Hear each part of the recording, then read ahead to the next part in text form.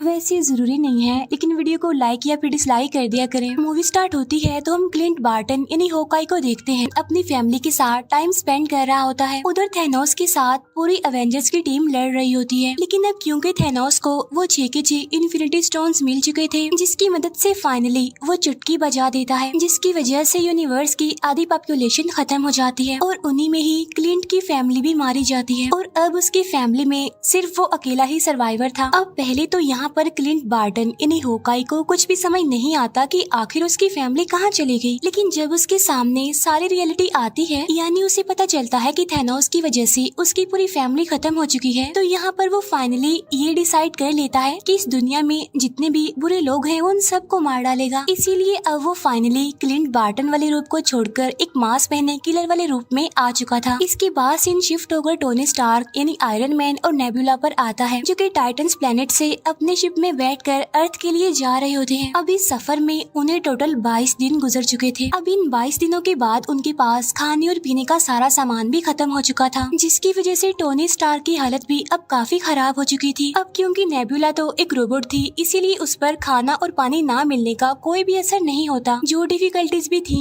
वो सारी Tony Stark को ही फेस करनी पड़ रही थी। इसीलिए टोनी स्टार्क अब पूरी तरह से हिम्मत हार चुका था और तब वो मरने के लिए अपनी चेयर पर जाकर बैठ जाता है और अपनी मौत का इंतजार करता है। लेकिन ठीक उसी टाइम वहाँ पर एक मिरेकल हो जाता है, और वो ये कि उसके सामने आ जाती है कैरल डैनवर्स यानी कि कैप्टन मार्वल। अब जैसे ही कैरल को उनका शिप दिखाई देता है तो वो उनकी हेल्प करने के लिए आगे बढ़ती है। इसके बाद वो उनके शिप को अर्थ पर ले आती है, क्योंकि कैप्टन मार्वल भी बहुत ही ज्यादा इम्पोर्टेंट और पावरफुल कैरेक्टर है। फिर हमें दिखाया जाता है कि जब थैनोस ने इन्फिनिटी स्टोन्स मिलने पर चुटकी बजाई थी, तब सभी लोग राख में बदलकर खत्म हो रहे थे। लेकिन उसी टाइम निक फ्यूरी ने अपने डिवाइस से कैप्टन मार्वल को एक मैसेज भेजा था। तब उस मैसेज के मिलते ही कैप्टन मार्वल अर्थ की तरफ आने लगती है, लेकिन इसी दौरान उसे वहाँ पर टोनी स्टार का शिप दिखाई देता है, तो इसीलिए वो स्पेस शिप को भी अर्थ पर ले आती है। कैरल को अर्थ पर आने के बाद थैनोस के बारे में सारी इन्फॉर्मेशन मिल जाती है, और जब उसे ये पता चला कि थैनोस बहुत ज्यादा पावरफुल है, तो उसने सभी एवेंजर्स को एक आइडिया दिया कि हम क्यों ना सारे इन्फिनिटी स्टोन्स को जमा करें और वापिस से इसी टाइमलाइन में आकर उन सारे इन्फिनिटी स्टोन्स का यूज करें, जिससे होगा ये कि सारे मरे हुए लोग वापस आ जाएंगे और साथ साथ हम थैनोस का भी खेल खत्म कर सकेंगे। ठीक उसी टाइम पर उन्हें अपने सिस्टम से एक खास किस्म की इन्फॉर्मेशन मिलती है, जहाँ पर रॉकेट उन्हें बताता है कि जब थैनोस ने चुटकी बजाई थी तो पूरे यूनिवर्स में एक ऐसी वेव यानी लहर फैली थी जो कि आज से पहले कभी भी नहीं देखी गई, और बिल्कुल ऐसा ही 2 दिन पहले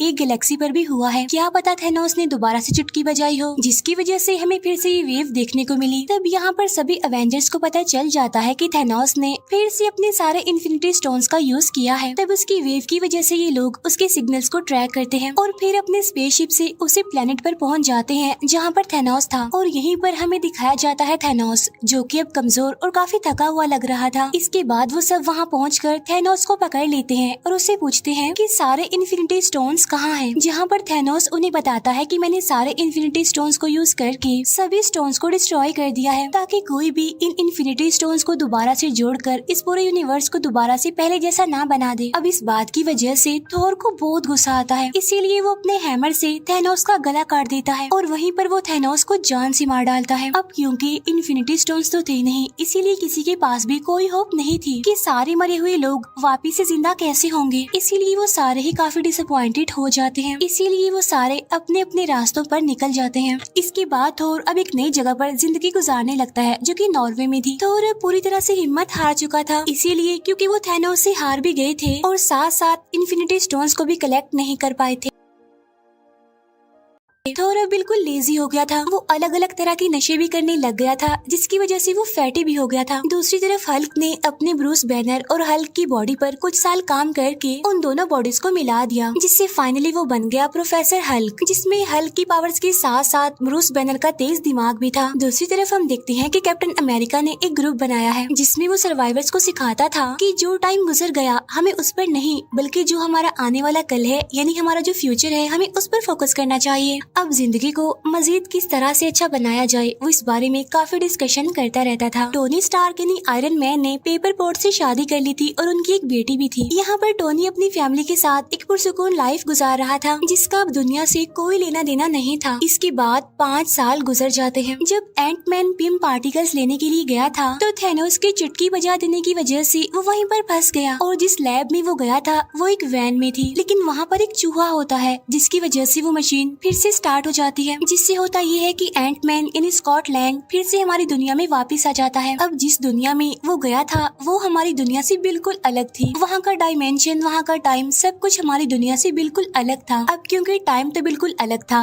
तो इसलिए उस दुनिया में गुजारे गए 5 घंटे इस दुनिया के 5 सालों के बराबर थे। और जब थैनोस ने आधी पॉपुलेशन को खत्म कर दिया था तो उस इंसिडेंट को 5 साल गुजर गए थे, लेकिन उस दुनिया में सिर्फ 5 घंटे ही गुजरे थे। और जब स्कॉट लैंग उस दुनिया के 5 घंटे गुजार कर अपनी दुनिया में आता है तो वो देखता है कि सब कुछ बदल चुका है और उसकी बेटी भी 5 साल ज्यादा बड़ी हो गई थी। इस सारे सिचुएशन को जानने के बाद स्कॉट अपने फ्रेंड्स यानी अवेंजर्स के पास जाता है और वो उन्हें बताता है कि थैनोस की चुटकी बजाने के बाद इस इंसिडेंट को 5 साल गुजर गए हैं ना, लेकिन उस दुनिया में तो सिर्फ और सिर्फ 5 घंटे गुजरे हैं। स्कॉट यहाँ पर कैप्टन अमेरिका को बताता है कि अगर हम पिम पार्टिकल और उस दुनिया को यूज करना सीख जाएं तो हम 5 साल पीछे जाकर सभी होने वाले एक्सीडेंट्स और गलतियों को ठीक कर सकते हैं। तब उसकी इस बात पर स्टीव यानी कैप्टन अमेरिका एग्री करता है और अब एंट मैन, कैप्टन अमेरिका और ब्लैक विडो तीनों मिलकर हेल्प मांगने के लिए टोनी स्टार्क यानी आयरन मैन के पास जाते हैं, जहाँ पर टोनी अपनी फैमिली के साथ हिल स्टेशन पर रहता था। यहाँ पर वो लोग टोनी को अपने प्लान के बारे में बताते हैं कि अगर हम उस दुनिया को सही से यूज कर लें तो हम टाइम में पीछे जाकर सभी हादसों को ठीक कर सकते हैं और टाल सकते हैं। लेकिन टोनी स्टार्क जानता था कि इस काम में खतरा है और रिस्क है और अगर उसने ये काम कर दिया तो उसकी फैमिली भी खतरे में आ सकती है। तो इसीलिए टोनी स्टार्क उनसे ये काम करने के लिए साफ इनकार कर देता है, जिसकी वजह से वो लोग काफी डिसअपॉइंटेड होकर वहाँ से चले जाते हैं। अब क्योंकि टोनी ने तो उनकी हेल्प करने के लिए इनकार कर दिया था तो इसीलिए वो सीधा जाते हैं हल्क के पास, जो कि अब था प्रोफेसर हल्क। अब क्योंकि ब्रूस बैनर का दिमाग काफी तेज था इसीलिए वो लोगों की हेल्प करने के लिए एग्री हो जाता है। तो इसीलिए अब वो लग जाते हैं एक टाइम मशीन बनाने में,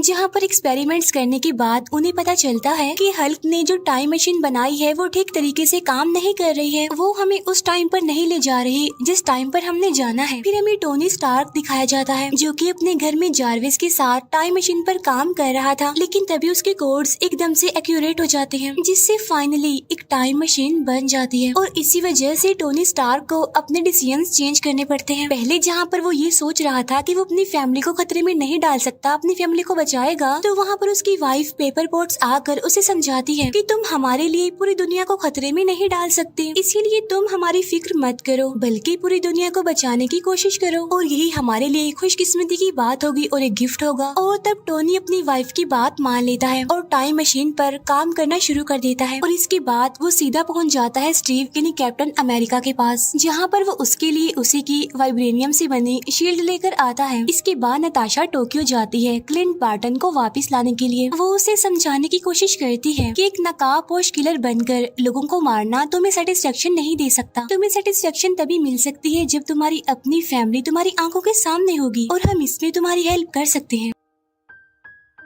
इसके बाद रॉकेट और हल्क नॉर्वे पहुंचते हैं, जहां पर थॉर होता है। थॉर को देखकर ऐसा लग रहा था कि अब वो किसी भी काम का नहीं रहा, क्योंकि वो काफी लेजी होने के साथ साथ काफी फैटी हो गया था और अब उसका इन लड़ाइयों से कोई कनेक्शन नहीं रहा। लेकिन वो लोग उसे समझाते हैं और उसे कहते हैं कि अगर ये टाइम मशीन काम कर गई तो तुम थैनोस से अपना पुराना बदला ले सकती हो और साथ ही हम यूनिवर्स से खत्म हुए लोगों को दोबारा जिंदा भी कर सकते हैं। अब थॉर उनकी इस बात पर एग्री करता है और उनके साथ मिल जाता है और इसके साथ ही टाइम मशीन की टेस्टिंग स्टार्ट हो जाती है, जहाँ पर अवेंजर्स यानी सुपर हीरोज अलग अलग ग्रुप्स में अलग अलग टाइमलाइन के साथ अलग अलग जगहों पर जाने के लिए सेपरेट हो जाते हैं। इसके बाद हम देखते हैं कि Tony Stark, Hulk, Ant Man और कैप्टन अमेरिका 2012 के टाइम में पहुंच जाते हैं, जहाँ पर न्यूयॉर्क में वॉर चल रही थी। 2012 के टाइमलाइन के अकॉर्डिंग वहाँ पर 3 इन्फिनिटी स्टोन्स मौजूद थे, जिनमें एक था टाइम स्टोन, एक था स्पेस स्टोन और एक था माइंड स्टोन। माइंड स्टोन वही जो थैनोस ने खुद लोकी को दिया था। अब टोनी और एंट मैन स्पेस स्टोन को लेने के लिए अवेंजर्स टावर चले जाते हैं, लेकिन वहाँ जाकर एक गड़बड़ हो जाती है, जहाँ पर हल्क आकर उनका काम खराब कर देता है, क्योंकि उनके हाथ से स्पेस स्टोन निकल जाता है और स्पेस स्टोन को लोकी अपने साथ लेकर चला जाता है। दूसरी तरफ कैप्टन अमेरिका का सामना होता है स्टीव रॉजर यानी अगले कैप्टन अमेरिका से। यहाँ पर कुछ टाइम के लिए उन दोनों के बीच फाइट होने लगती है, लेकिन फाइनली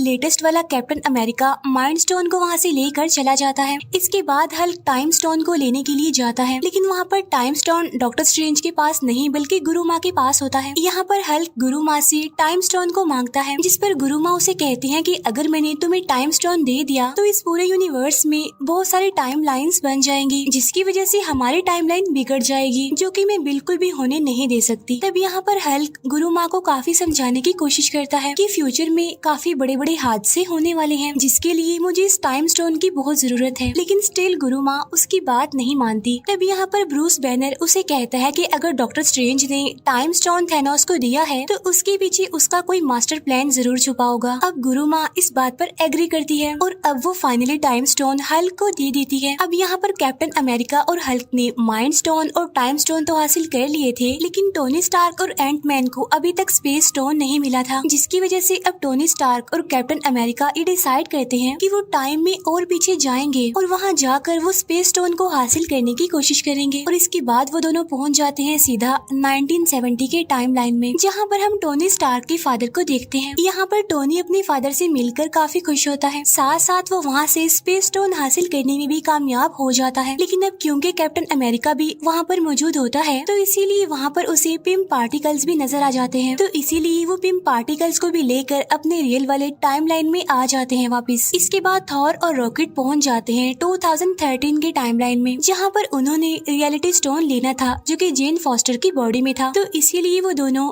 जेन फॉस्टर के लोकेशन पर चले जाते हैं। वहाँ पर जाकर थॉर अपनी मदर से मिलता है। यहाँ पर वो अपनी मदर को सारी बात समझाने की कोशिश करता है। अब क्योंकि थॉर की मदर एक जादूगरनी थी, इसीलिए वो फ्यूचर देखकर थॉर की सारी डिफिकल्टीज समझ चुकी थी और इसीलिए वो थॉर को समझाने की कोशिश करती है कि तुम्हें परेशान होने की कोई जरूरत नहीं है, क्योंकि जो कुछ भी होगा अच्छा होगा। और ठीक उसी टाइम पर थॉर अपना हाथ आगे करता है, जहाँ पर उसका हैमर भी अब उसके पास आ चुका था। वही रॉकेट भी जेन फॉस्टर की बॉडी से रियलिटी स्टोन हासिल करने में कामयाब हो गया था, इसीलिए वो दोनों वापिस से अपनी टाइम लाइन में आ जाते हैं। इसके बाद हमें दिखाए जाते हैं क्लिंट बार्टन यानी हॉकाई और ब्लैक विडो, जो कि 2014 के टाइम लाइन में आते हैं और यहाँ पर वो सोल स्टोन हासिल करने के लिए आए थे, जहाँ पर वो मिलते हैं रेड स्कल से। यहाँ पर रेड स्कल सोल स्टोन के लिए उन्हें बताता है कि ये स्टोन हमेशा सोल के बदले सोल मांगता है और अगर तुम सोल स्टोन को पाना चाहते हो तो तुम्हें एक सोल को सेक्रीफाइस करना पड़ेगा। अब यहाँ पर वो दोनों समझ जाते हैं कि अगर उन दोनों में से कोई एक खुद को सेक्रीफाइस नहीं करेगा तो वो सोल स्टोन हासिल नहीं कर सकेंगे। अब यहाँ पर वो दोनों एक दूसरे को बचाने के लिए अपनी ही जान सेक्रीफाइस करने के लिए भी तैयार थे और यहाँ पर उन दोनों के बीच काफी अच्छी फाइट होती है। लेकिन यहाँ पर नताशा सोल स्टोन के लिए खुद को सेक्रीफाइस कर देती है, जहाँ पर Clint Barton finally soul stone हासिल कर लेता है और इसीलिए वो भी अपनी रियल वाले टाइम लाइन में आ जाता है। इसके बाद सीन शिफ्ट होकर जेम्स रूट्स और नेबुला पर आता है, जो कि 2014 के टाइम लाइन में जाते हैं टाइटन्स प्लेनेट पर, जहाँ पर पीटर क्विल पहले से ही मौजूद होता है और इसके बाद वो सभी पावर स्टोन को हासिल करने के लिए चले जाते हैं। और जब ये उस जगह पर पहुँचते हैं तो ये पीटर क्विल को बेहोश कर के पावर स्टोन को लेने ही वाले होते हैं, लेकिन तभी नेबुला को पुरानी नेबुला की वजह से यादें आने लगती हैं, जिसकी वजह से उसका ट्रांसमीटर खराब हो जाता है, जिसकी वजह से नेबुला वहीं पर बेहोश हो जाती है, जहां पर थैनोस की टीम आकर नेबुला को प्रिजनर बना लेती है। अब क्योंकि नेबुला एक ह्यूमनॉइड थी यानी आधी इंसान और आधी एंड्रॉइड, जिसका फायदा उठाकर थैनोस उसकी सारी की सारी मेमोरी को स्कैन कर लेता है। साथ साथ 2014 वाले थैनोस को 2018 में होने वाले सारे इवेंट्स के बारे में पता चल जाता है। उसे ये भी पता चल जाता है कि फाइनली उसने सारे के सारे इन्फिनिटी स्टोन्स हासिल कर लिए और साथ साथ यूनिवर्स की आधी पॉपुलेशन को भी खत्म कर दिया, जिसकी वजह से अब उसका मकसद और भी ज्यादा स्ट्रॉन्ग हो जाता है। साथ ही अब थैनोस नेबुला से उसके पिम पार्टिकल्स को भी ले लेता है और वो उसे काफी अपग्रेडेड वर्जन में बनाकर अपनी पूरी टीम के साथ अर्थ पर 2023 वाले डायमेंशन में आ जाता है। इसके बाद अवेंजर्स सारे इन्फिनिटी स्टोन्स को एक नए गोल्ड आर्मर में लगा देते हैं और अब बारी आती है कि इस गोल्ड आर्मर आर्मर को कौन यूज करेगा, जिसकी वजह से वो सारी पॉपुलेशन जो इस यूनिवर्स से खत्म हो गई थी वो वापस आ जाएगी। तब यहाँ पर सबसे पहले थॉर आगे आता है, लेकिन हल्क उसे कहता है कि इसके अंदर गामा वेव्स हैं और अगर तुमने इसका यूज किया तो तुम्हारा काफी बुरा हाल हो जाएगा, तो क्यों ना इसका यूज मैं करूँ, क्योंकि मैं भी तो गामा वेव से ही बना हूँ। इसके बाद हल्क उस गोल्ड आर्मर को पहनता है और चुटकी बजा देता है, लेकिन यहाँ पर हल्क की हालत काफी खराब हो जाती है। अब हालांकि थैनोस ने भी सारे इन्फिनिटी स्टोन्स को हासिल करने के बाद ही गोल्ड आर्मर को यूज किया था, लेकिन उसे तो कुछ भी नहीं हुआ था। लेकिन यहाँ पर हल्क के साथ ऐसा इसलिए हुआ था क्योंकि थैनोस हल्क की निस्बत काफी ज्यादा पावरफुल था और यही वजह होती है कि हल्क की यहाँ पर काफी बुरी हालत हो जाती है। लेकिन वो सारी पॉपुलेशन जो यूनिवर्स से खत्म हो चुकी थी अब वो वापिस आने लगी थी। तब इस बात की वजह से वो सारे अवेंजर्स काफी खुश होते हैं, लेकिन उनकी ये खुशी ज्यादा टाइम तक टिक नहीं पाती, क्योंकि तब थैनोस भी अपने शिप और अपनी पूरी टीम के साथ रियल टाइम यानी 2023 में पहुंचकर उन लोगों की लोकेशन को बॉम्ब से उड़ा देता है, जिसकी वजह से वहाँ पर काफी बड़ा ब्लास्ट हो जाता है और वहाँ पर सब कुछ डिस्ट्रॉय हो जाता है। साथ साथ थैनोस भी काफी गुस्से में था और इस बार वो चाहता था कि वो सारे इन्फिनिटी स्टोन्स को हासिल करके आधी पॉपुलेशन नहीं बल्कि इस पूरे यूनिवर्स की सारी पॉपुलेशन को ही खत्म कर दे और उसके बाद वो एक नया यूनिवर्स बनाए जहाँ पर सब लोग थैनोस को अपना गॉड समझे, उसे माने और उसे सबसे ज्यादा इम्पोर्टेंस दे। और यहाँ पर इस मूवी की सबसे जबरदस्त फाइट शुरू हो जाती है। अब यहाँ पर बहुत अच्छे अच्छे सीन्स हमें देखने को मिलते हैं, क्योंकि थैनोस की टीम और अवेंजर्स यानी हमारे सुपर हीरो एक दूसरे के आमने सामने आकर मुकाबला करते हैं। यहाँ पर बार्टन उस गोल्ड आर्मर को लेकर भागता है। इसके बाद हमें दिखाया जाता है कि कैप्टन अमेरिका हैमर ले लेता है और इसके बाद वो थैनोस से लड़ाई करने लगता है। अब यहाँ पर हम कैप्टन अमेरिका और थैनोस के बीच एक काफी जबरदस्त फाइट देखते हैं, लेकिन थैनोस के आगे टिकना कोई आसान बात नहीं है, क्योंकि थैनोस उन सबसे ज्यादा पावरफुल था। अब यहाँ पर थैनोस की टीम अवेंजर्स पर भारी पड़ रही थी, इसीलिए सभी हीरोज हार मानने के करीब थे। लेकिन उसी टाइम पर 5 साल पहले लड़ाई करने वाले सारे अवेंजर्स और सुपर हीरोज उनकी हेल्प करने के लिए आ जाते हैं, जहाँ पर पहले तो आगे आती है ब्लैक पैंथर की टीम। इसके बाद सेकंड नंबर पर आगे आती है वोंग की पूरी टीम और अब सारे अवेंजर्स एक बार फिर से इकट्ठा होकर थैनोस और उसकी टीम के अगेंस्ट लड़ने लगते हैं। यहीं पर हम देखते हैं कि डॉक्टर स्ट्रेंज आयरन मैन को वही इशारा देते हैं कि ये वही आखिरी प्रेडिक्शन है जो मैंने लाखों करोड़ों में से एक चूज की थी और अगर हम इस मोमेंट पर सक्सेसफुल हो गए तो हम थैनोस का खात्मा कर सकते हैं, वरना तो हमें दूसरा मौका तो नहीं मिलने वाला। यही हमारे पास आखिरी मौका है, हमें इसमें ही कुछ करके दिखाना है। अब यहाँ पर आयरन मैन थैनोस के हाथ से सारे इन्फिनिटी स्टोन्स चुरा कर अपने गोल्ड आर्मर में पहन लेता है और इसके बाद वो बोलता है आई एम आयरन मैन और ऐसा कहते ही वो भी चुटकी बजाता है, जिससे कि थैनोस और उसकी सारी टीम राख बनकर अब वहाँ से गायब हो जाती है और अब बचते हैं तो सिर्फ और सिर्फ इस पूरे रियल टाइम के हीरोज और साथ ही इस टाइमलाइन की पॉपुलेशन। लेकिन साथ साथ यहाँ पर आयरन मैन काफी बुरे तरीके से इंजर्ड हो गया था और इसके बाद यहाँ पर हम वो सैड सीन देखते हैं जहाँ पर आयरन मैन की मौत हो जाती है। इसके फौरन बाद हम टोनी स्टार्क यानी आयरन मैन का फ्यूनरल देखते हैं, जिसमें के सारे एवेंजर्स आए हुए थे। इसके बाद थोर पीटर क्विल और गार्डियंस ऑफ द गैलेक्सी की टीम के साथ निकल जाता है। अब अवेंजर्स ने ये डिसाइड किया था कि हम जिस भी स्टोन को जहाँ से भी उठाएंगे तो हमारा काम खत्म होने के बाद हम उस स्टोन को वापिस से उसकी जगह पर रख आएंगे। तो इस काम के लिए आगे बढ़ता है कैप्टन अमेरिका। अब यहाँ पर कैप्टन अमेरिका थोर के हैमर और साथ साथ 6 के 6 इन्फिनिटी स्टोन्स को अपने साथ में लेकर टाइम मशीन का यूज करते हुए हर स्टोन को उसकी जगह पर वापिस रख देता है। अब क्योंकि कैप्टन अमेरिका ने 70 साल बर्फ में गुजारे थे तो इसीलिए उसने अपनी जिंदगी को ठीक से नहीं जिया था, तो इसीलिए वापिस से वो अपनी 1945 के टाइमलाइन में आकर अपने साथियों के साथ अपनी बाकी की जिंदगी गुजारता है। और जब उसका लास्ट मोमेंट आता है तो वो रियल टाइम यानी 2023 के डायमेंशन में आकर अपने साथी यानी फैल्कन को अपनी खास शील्ड देकर कहता है कि अब से यहाँ के कैप्टन अमेरिका तुम ही हो। और यहीं पर ये मूवी दी एंड हो जाती है। Thank you for watching.